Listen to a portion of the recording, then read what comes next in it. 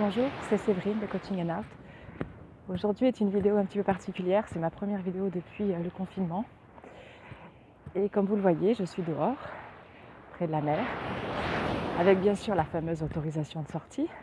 Mais pour moi, voilà, je me suis autorisée à sortir, tout simplement parce que ça fait partie de mon hygiène de vie, mon hygiène mentale, et que je ne m'imagine pas pendant 2 semaines, voire plus, enfermée à la maison, même si je suis consciente qu'il faut en passer par là pour se protéger soi, les autres, et puis quelque part pour faire aussi ce chemin intérieur avec les siens. Mais voilà, en tout cas, pour moi, l'exercice physique est important. J'ai utilisé le mot « je me suis autorisée », donc aujourd'hui, cette vidéo rapide sur l'autorisation. S'autoriser, c'est quelque part ouvrir une porte vers des solutions, vers des possibilités, vers un changement. Et je voulais vous parler du fait essentiel de s'autoriser, d'accepter, d'oser prendre une décision, se faire confiance, une situation. Voilà, s'autoriser à vivre les choses, à ressentir. Le mot autorisation est très important car c'est la clé d'une renaissance. Je suis amenée à suivre en coaching des personnes qui me consultent notamment sur l'accès à l'autonomie. Le motif peut être, voilà, j'ai besoin d'être autonome, mais j'y arrive pas parce que c'est compliqué, parce que je peux pas, entre ma vie de maman, de femme, j'arrive pas à penser à moi, ce n'est pas possible de toute façon, ou c'est pas le moment, de toute façon c'est comme ça, toutes les femmes sont dans la même situation que moi, on verra plus tard.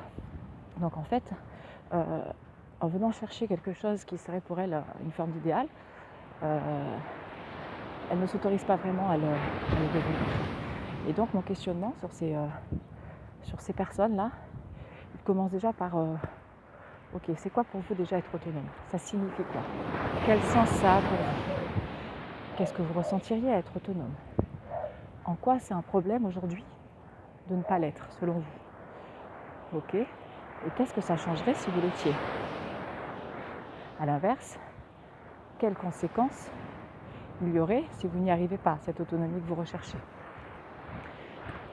Avez-vous déjà été autonome par le passé? Comment ça s'est matérialisé?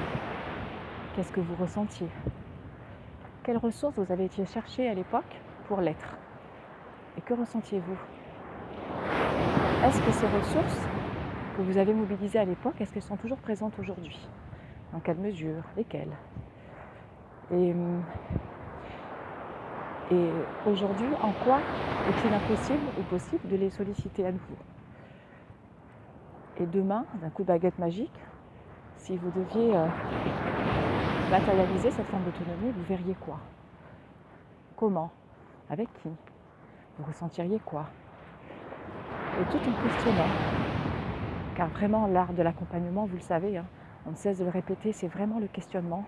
Arriver vraiment avec ses yeux, quelque part naïfs, j'ai envie de dire, ses yeux d'enfant, de coach, et poser des questions.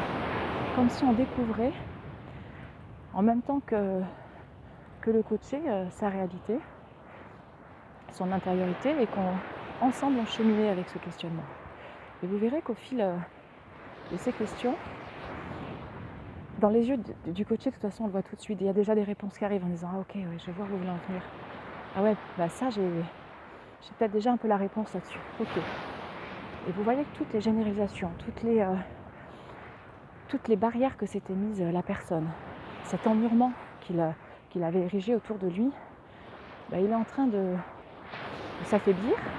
Il y a peut-être déjà un bout de mur qui est en train de tomber et qui laisse une place vers une issue, une sortie, une solution et vers un peu de lumière. Et la lumière, c'est l'énergie. L'énergie pour avoir le courage, l'audace, l'envie de continuer, d'avancer, peut-être différemment, de trouver des solutions.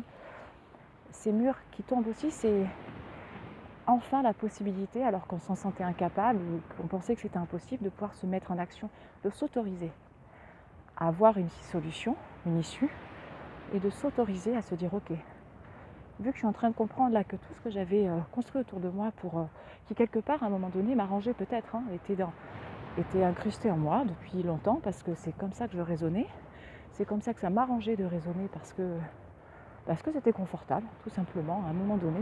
Aujourd'hui, ça ne tient plus. Cette situation est devenue tellement inconfortable que je l'ai pensée insurmontable, mais qu'au fil de ces questionnements, j'entrevois un peu de lumière.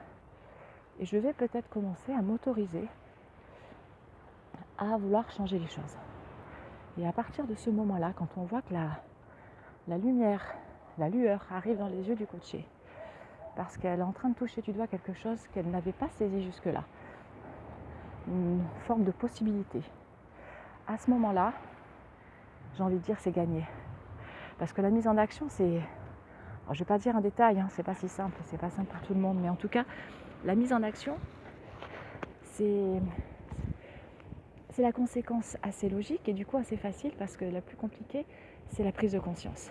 Prise de conscience que en se questionnant, en libérant tous les freins, de manière très honnête, on fait tomber des murs, on fait tomber ses croyances et on accède à cette forme d'ouverture qui va nous donner de l'espoir, qui va nous donner de l'énergie et qui va nous pousser à nous autoriser à changer ou à apporter des modifications, à ressentir, à se mettre en action